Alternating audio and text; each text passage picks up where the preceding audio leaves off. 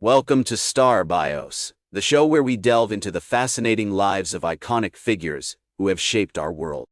I'm your host, Casey Gold, and today we're going to explore the remarkable life of John Lennon, a true original and one of the most influential musicians of all time. As we embark on this journey through John's life, let me set the stage for you. Born on October 9, 1940, in Liverpool, England, John Winston Lennon grew up in a world marked by post-war austerity and social change. His early life was shaped by the vibrant culture of Liverpool, a city that would become the hub of the British music scene in the 1960s.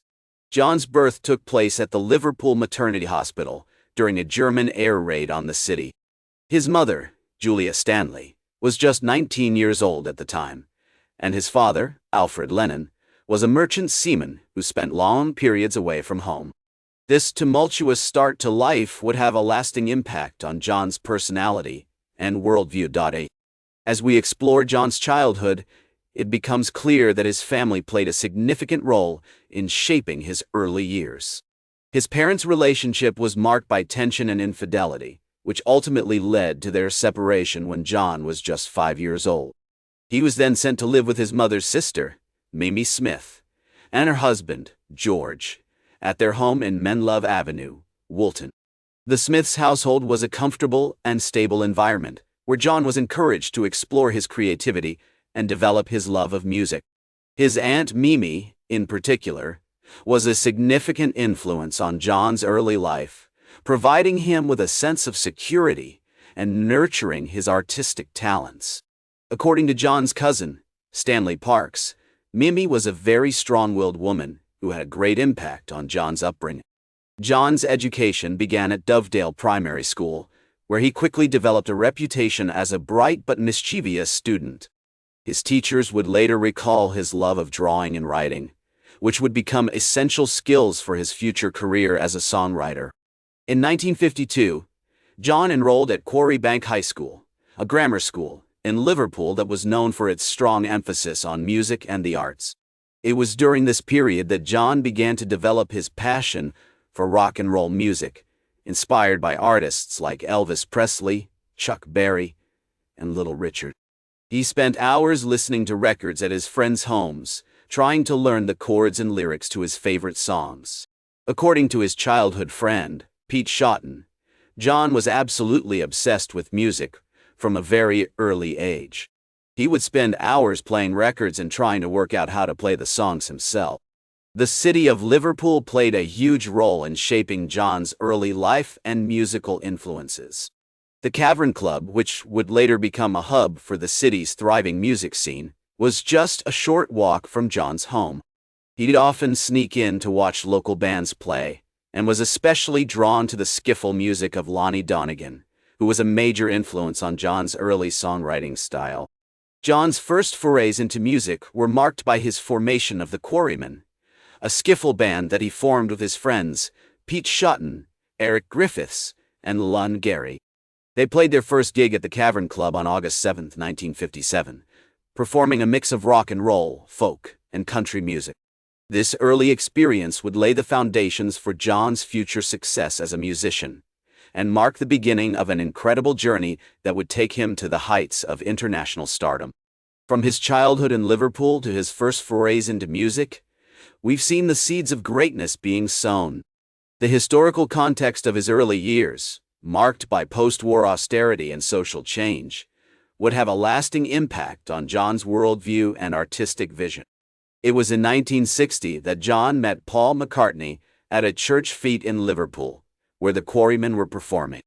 This chance meeting would change the course of music history, as the two musicians began writing songs together and formed the foundation of what would become the Beatles. With George Harrison on lead guitar and Pete Best on drums, the band set out to conquer the local music scene. In August 1960, the Beatles traveled to Hamburg, Germany, for a residency at the Indra Club.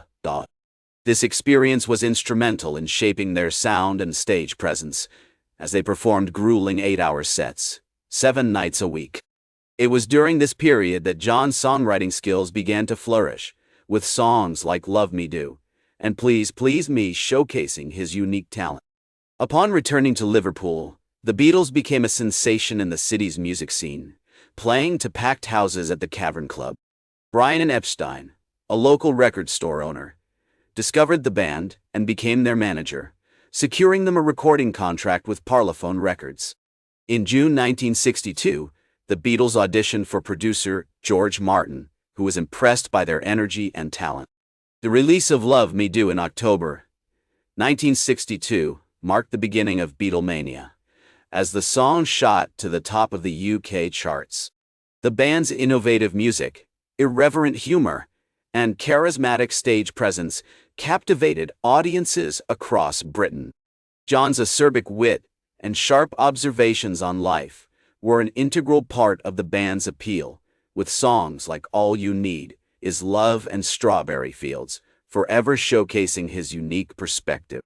As the Beatles' popularity soared, they began to experiment with new sounds and styles, incorporating classical, folk, and psychedelic elements into their music. John's songwriting continued to evolve, with songs like In My Life and Yesterday demonstrating his growing maturity as a composer.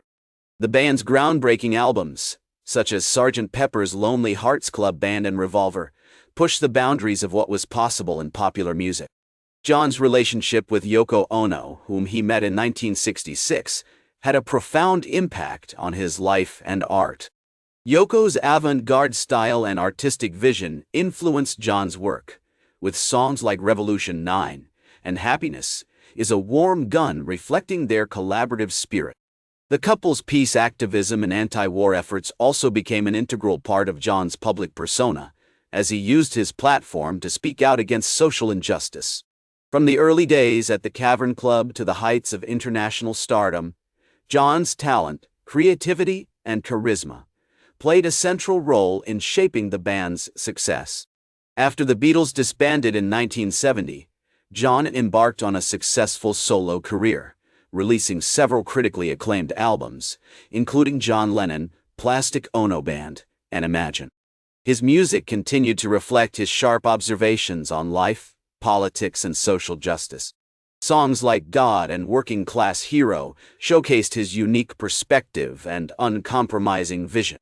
John's relationship with Yoko Ono remained a central part of his life and art, with the couple continuing to collaborate on music and artistic projects. Their peace activism and anti-war efforts also gained momentum, as they used their platform to speak out against social injustice and promote human rights. In 1971, John and Yoko released the song Happy Xmas, which became an anthem for the anti-war movement. In 1971, John and Yoko moved to New York City, where they became immersed in the city's vibrant artistic and musical scene. John's music continued to evolve, incorporating new sounds and styles, such as reggae and rockabilly. His album Sometime in New York City reflected his growing interest in American roots music and his commitment to social justice. John's activism also extended beyond music, as he became increasingly involved in politics and human rights campaigns. In 1972, he attended the One-to-One benefit concert for mentally challenged children, which raised awareness and funds for the cause. He also spoke out against the Vietnam War and supported the anti-war movement, using his platform to amplify the voices of those affected by the conflict. In the mid-1970s, John took a hiatus from music to focus on raising his son Sean, who was born in 1975. During this period, he devoted himself to family life and reconnected with his roots, exploring his Irish heritage and reconnecting with old friends. Although he stepped back from the public eye, his legacy continued to inspire new generations of musicians and artists. In 1980, John returned to music with the album Double Fantasy, which marked a triumphant comeback and featured songs like Starting Over and Beautiful Boy. The album was a critical and commercial success, and John's music continued to captivate audiences worldwide. Tragically, his life was cut short on December 8, 1980, when he was assassinated outside his New York City apartment building. From his groundbreaking music to his tireless advocacy for peace and human rights, John remained true to his vision and continued to inspire generations of musicians, artists, and activists. That's all for today's Star Bios. Remember to like, share, and subscribe. And until next time, I'm Casey Gold, reminding you to keep shooting for the stars.